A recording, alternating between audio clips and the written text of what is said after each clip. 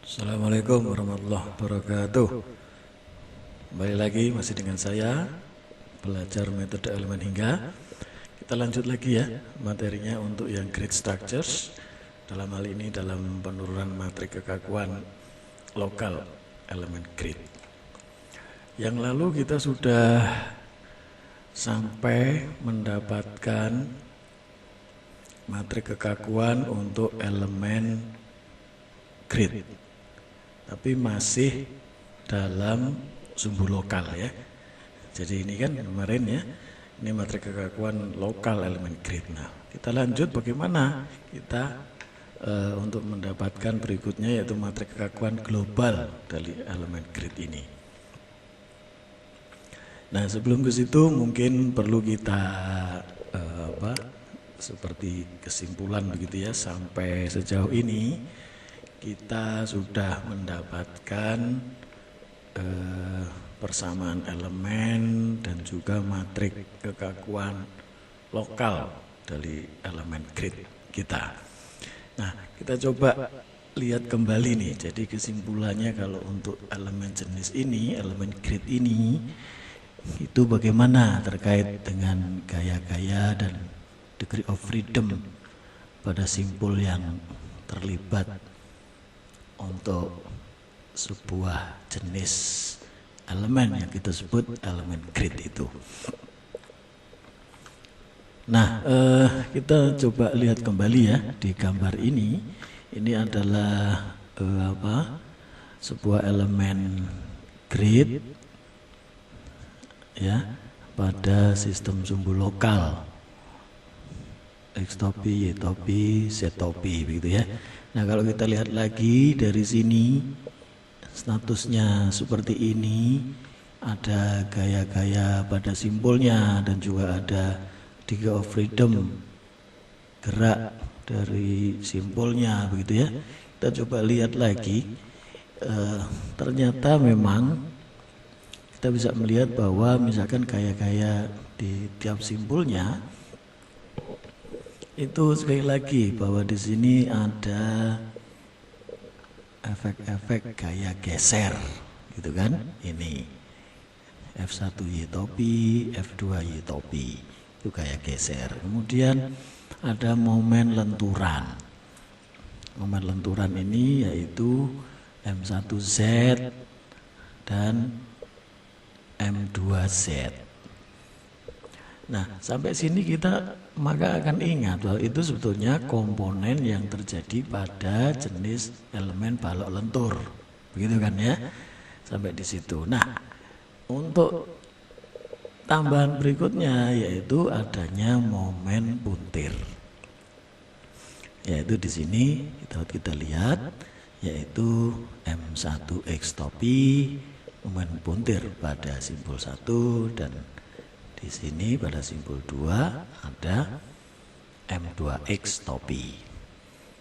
Nah, sekali lagi bahwa momen puntir ini dalam konteks ini adalah momen yang bekerja terhadap sumbu X topi atau sumbu memanjang dari elemen grid kita. Nah, disinilah yang menjadi tambahan. Kalau kita membahas elemen grid, maka efek puntiran inilah yang menjadi hal baru yang kita tambahkan di jenis elemen kita, elemen balok lentur, sehingga menjadi sebuah elemen baru yang sekali lagi kita sebut sebagai elemen grid. Nah, maka kalau kita sudah mengetahui gaya-gaya pada tiap simpulnya, maka tentu sebagai efeknya adalah degree of freedom gerak dari tiap simpulnya. Oh ya, sebelum ke situ kita ada satu lagi nih, artinya catatan bahwa di jenis elemen grid kita itu tidak ada efek aksial di situ, sehingga tentu di konsekuensinya di degree of freedom geraknya juga tidak ada defleksi aksial. Maka yang ada hanya 3 macam defleksi atau displacement, yaitu defleksi vertikal sebagai akibat dari gaya geser. Nah, ini tentu arahnya tegak lurus terhadap bidang struktur grid itu, di mana bidang struktur grid kan terletak pada bidang apa? Yaitu pada bidang XZ. Sementara defleksi vertikal itu tegak lurus terhadap bidang itu, atau dengan kata lain searah dengan sumbu Y dari elemen. Kemudian yang kedua, timbul rotasi lenturan.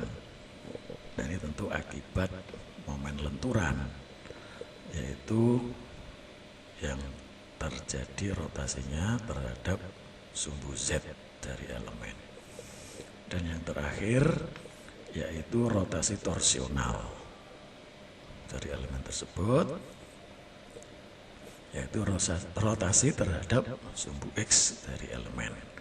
Nah, itu mungkin kira-kira resume atau kesimpulan sementara yang kita dapatkan untuk pembahasan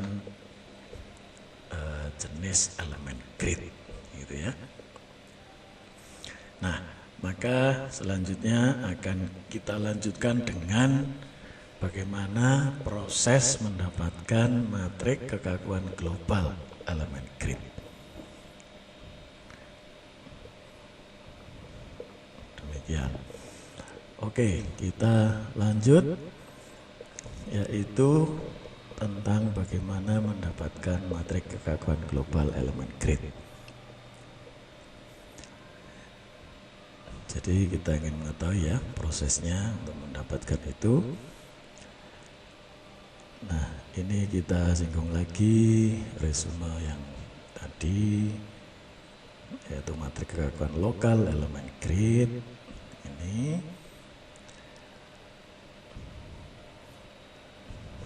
Nah, di situ sekali lagi di dalam matrik kekakuan lokal elemen grid terlibat 3 DOF, yaitu pertama defleksi vertikal, yang kedua rotasi puntiran atau torsional, dan ketiga adalah rotasi lenturan. Masing-masing untuk atau terjadi pada simpul 1 dan simpul 2.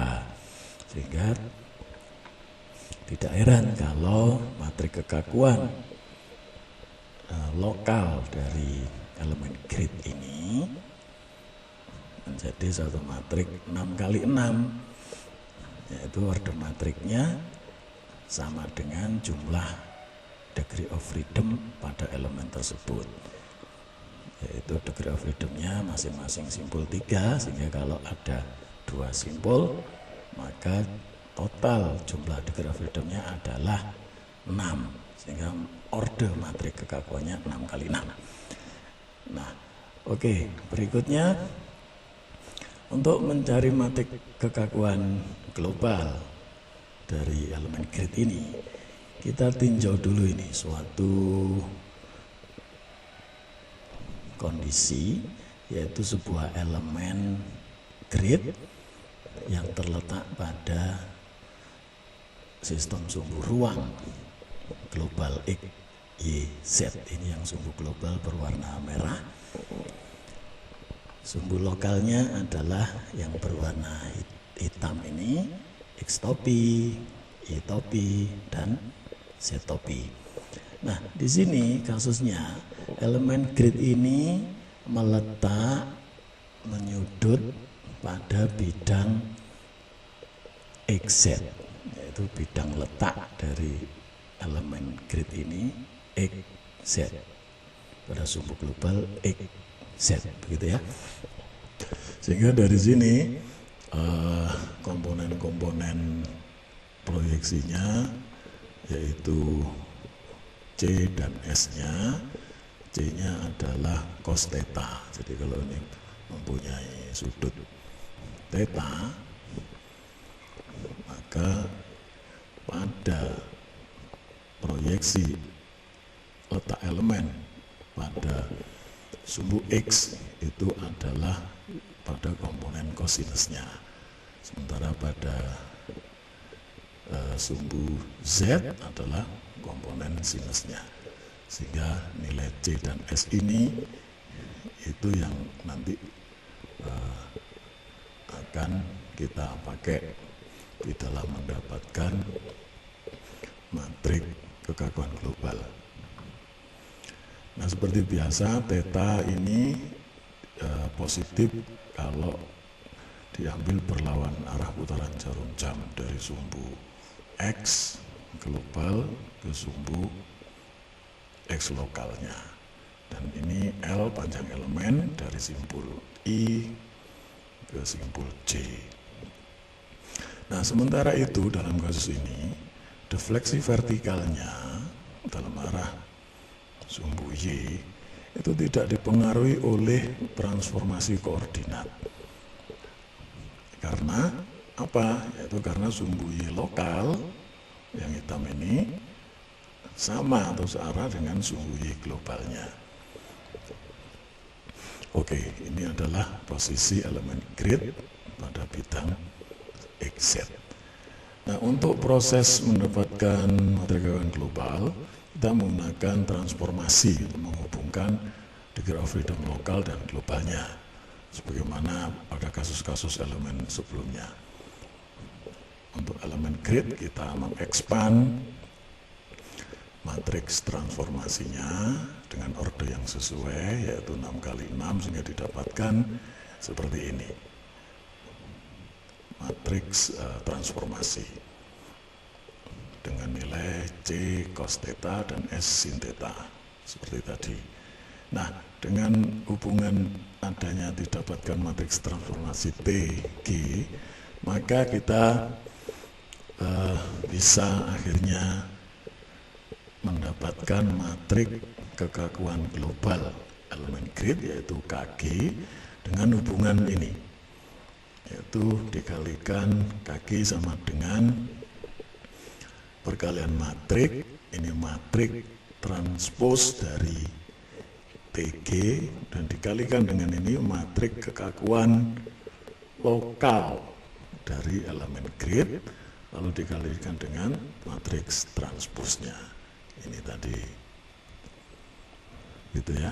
Nah, ini bisa kalian selesaikan sendiri penyelesaian perkalian matriks ini, sehingga nanti didapatkan inilah yang disebut dengan matrik kekakuan global elemen grid.